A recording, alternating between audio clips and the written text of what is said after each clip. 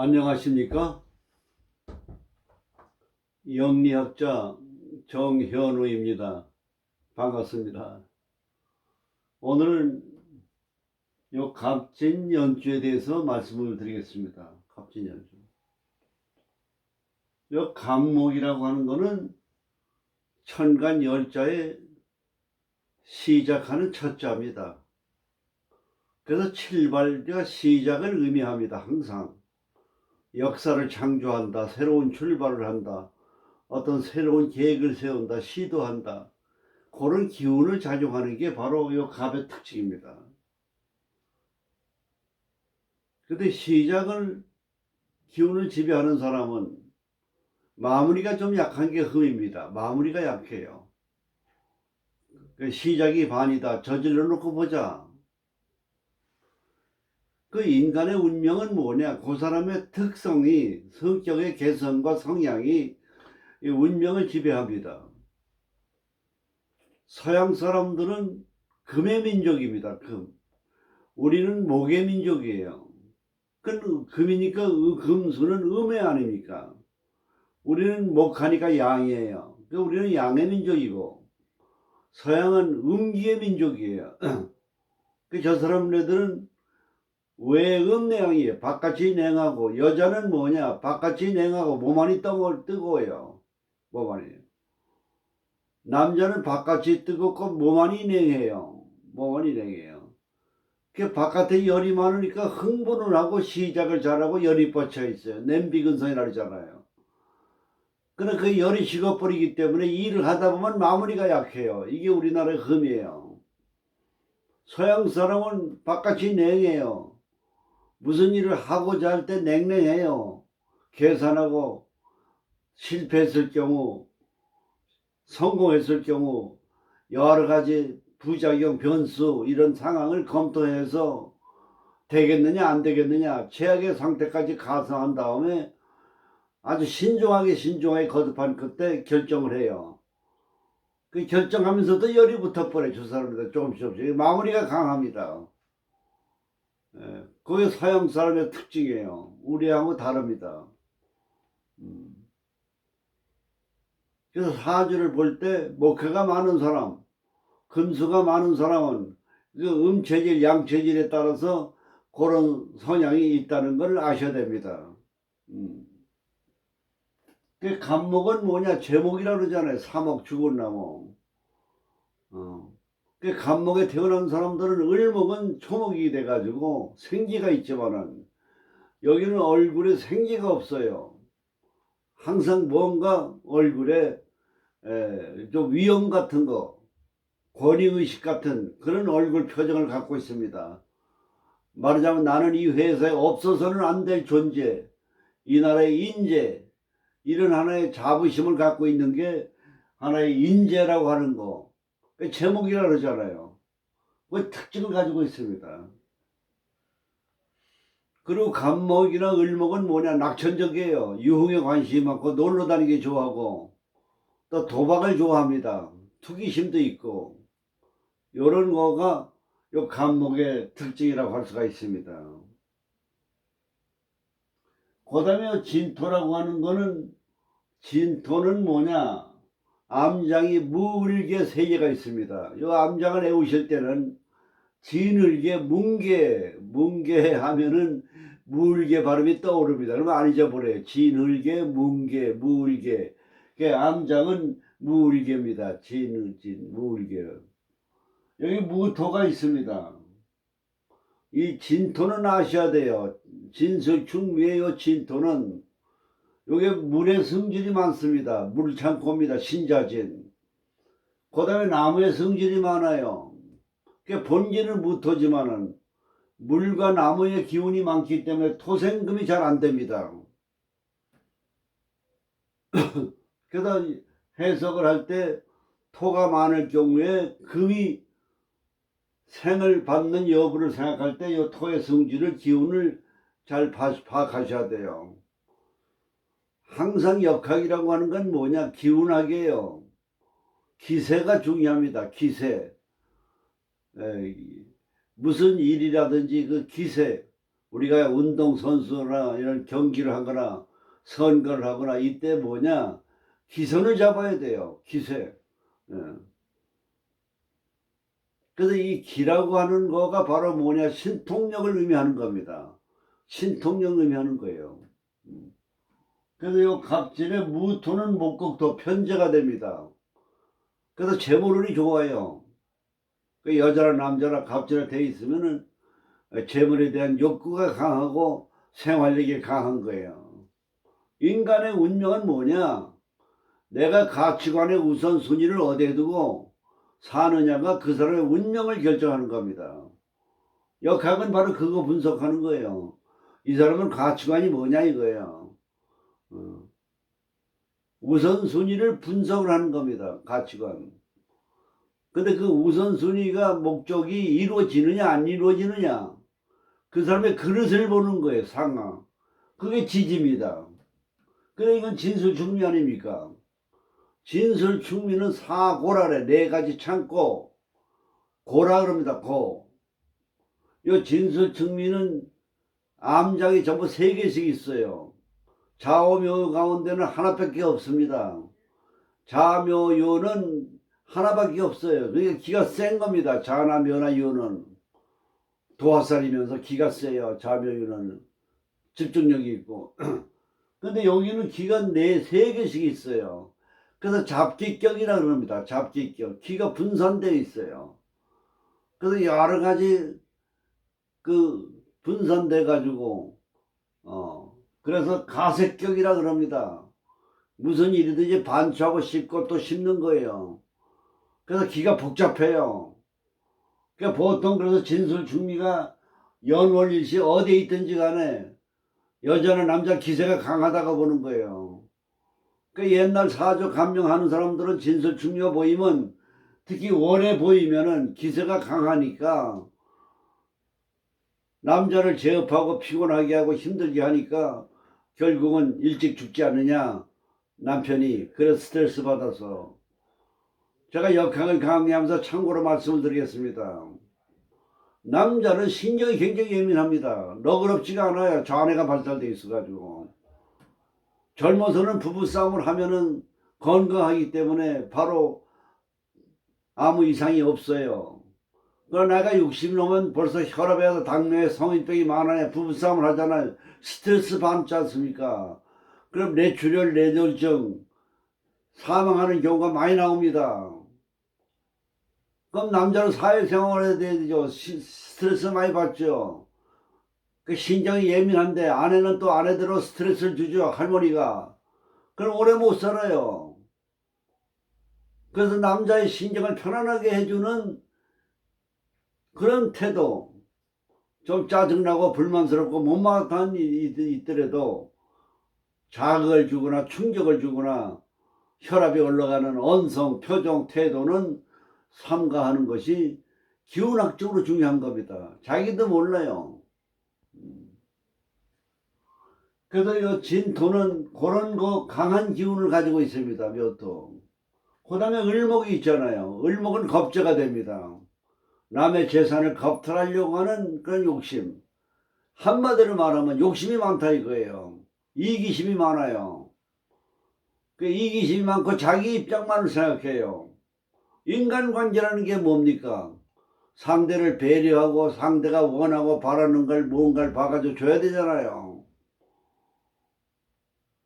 그 자기가 돈 버는 욕심만 많고 돈에 대한 집착만 많아가지고, 돈은 많은데 가난하고 주변에 친구나 친척에게 돈을 좀 적선할 수가 있잖아요. 베풀지 않잖아요. 그럼 사람이 다 계산하거든요. 그럼 나이가 들어 외로워지는 거예요. 덕불거라 그러는 거예요. 쓸 줄을 알아야 돼요. 베풀 줄을 알아야 돼요. 그 비겁이 있는 사람은 좀 그게 좀 약하지 않느냐. 이런 성향을 잘 여러분이 분석해야 됩니다. 물개 개수가 있어요. 개수는 윤활유 같은 거 아닙니까? 물 아닙니까? 수분. 수생목 안에 인수가 돼요. 요 갑진일주가 교육과 정치가 학자들이 많고 사업가도 많습니다. 성공한 사람들 굉장히 많아요.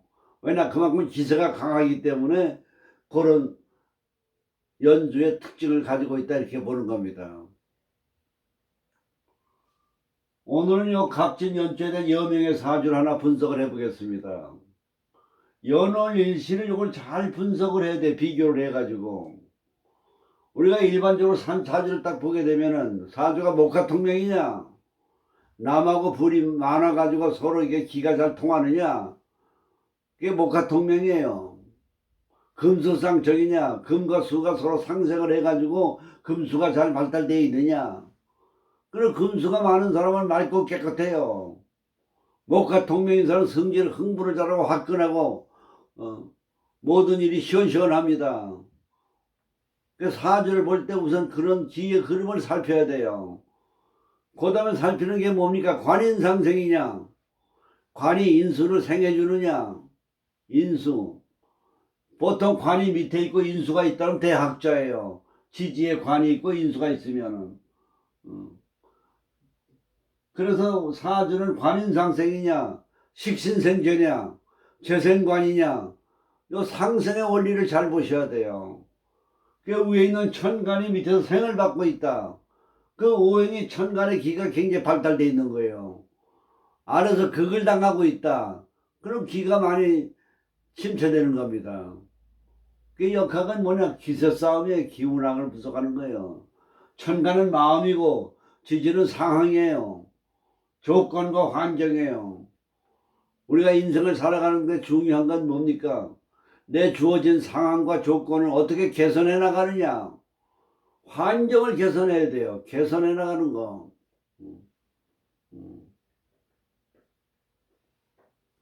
우선 일반적으로 보면 갑진의 임신의 병자의 감업니다. 사주는 딱 얼핏 보면 신약사주 아닙니까? 태양의 날에 태어났는데 금수가 많아요. 수가 이렇게. 그럼 수국화되지 않습니까? 수국화. 그러니까 이 사주는 신자진, 수국이 많은 사주다 이렇게 볼 수가 있어요. 그래서 목화도 만만치가 않습니다. 목화.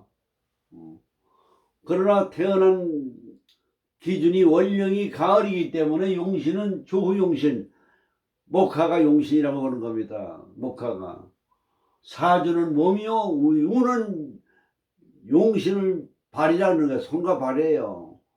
그 용신, 용은 몸이요, 체는 몸이요. 그래서 용신은 바로 발이 되고 대운이 되는 겁니다. 대운이 되는 거예요. 그 이 사주는 뭐가 발달되어 있으니까 목생화, 천간, 인수가 발달되어 있죠. 인수가 둘이에요. 그럼 인수가 두 가지는 뭐냐? 두 가지 인수의 교육 분야에 직업을 갖는다 이거예요. 소설도 쓰면서 강의를 한다든지 교육 활동을 하면서 뭐 학원을 한다든지 이렇게 보는 겁니다. 그 다음에 수국화 관 아닙니까? 관이라는 건 뭡니까? 명예를 얘기하는 거 아닙니까? 관직을 얘기하는 거예요. 그 수국화 아닙니까? 병임충 편관 아니에요. 편관 별정직이면 대통령, 국회의원, 이 별정직 공무원이에요. 근데 별정직 공무원이 돼가지고 많이 베푼다 이런 뜻이에요. 수생목. 교육 분야에 많이 투자하고 관심을 갖는다. 왜냐 인수가 교육 아닙니까? 생해주니까. 근데 여기에는 요 금이 화급금 제한입니까? 재생관 아니에요. 재생관. 그 관은 신자진하면 뭡니까? 이게 관국을 이뤘어요. 수국화. 관의 세력이 이만하다고 봐야 됩니다. 관의 세력이에요. 어떻게 보면 관살 혼잡이에요. 신약사주예요.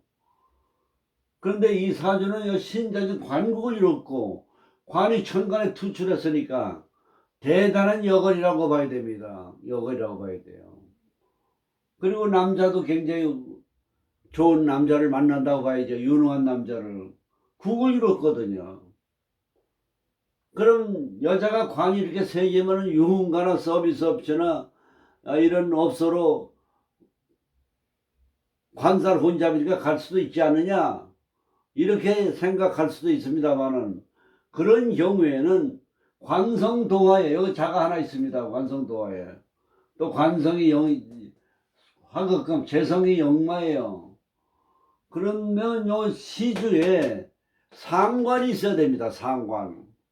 시상에 상관이 있어야만 화류계나 그런 기생 마담 팔자라고 보는 거예요. 상관. 관살 혼잡이면서 도화가 있으면서도 시상상관. 그럼 시상상관이면 문전복배라 그러는 겁니다. 여기에 상관이 있게 되면은 문전복배.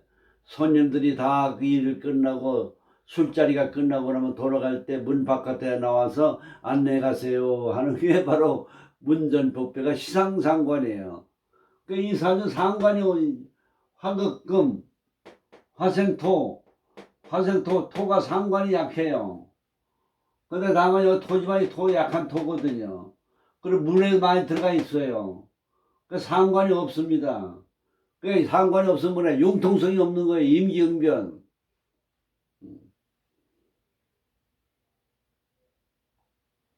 그러니까 반듯하고 모범적이고 교양이 있고, 그리고 활동성이 강하고.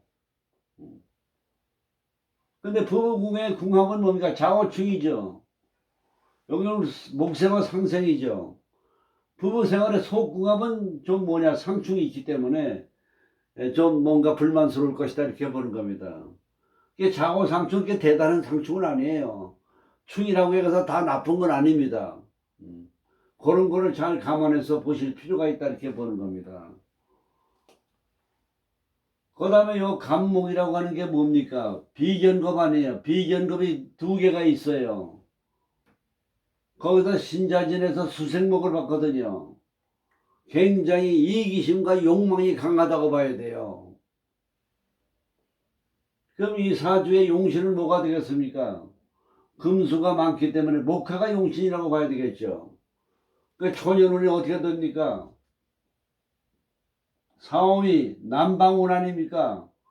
남방운이라고도 하고 화운이라고도 하고 초년부터 운이 좋잖아요. 그러나 외형엔 금이 많이 들어와요. 외형에 금이 들어오는데 위에 목화가 많기 때문에 나쁘다고 볼 수가 없어요. 위에는 위에끼리 보고 밑에는 밑에끼리 보는 겁니다. 지지의 고담에 35살부터는 뭐냐, 동방운이 들어옵니다. 동방운. 따뜻한 기운이 들어오잖아요. 겨울에 추운 나무가 낙엽이 떨어지고 겨울에 앙상한 가지만 남은 나무가 봄이 되면 수분이 공급하고 따뜻한 바람이 든 새싹이 도달하듯이 얼마나 좋은 기운이 들어옵니까? 새싹이. 우리 몸의 사계절이 바뀌듯이 운세도 그렇게 바뀌어 변해가는 겁니다. 이렇게 되는 거예요. 그 다음에 65세 와서 북방대운의 수대운. 금수가 많습니다. 그러면 이때는 뭡니까? 운세가 끝났다 이렇게 해석을 하면 안 돼요. 이 사주에 나름대로 목화가 많아요.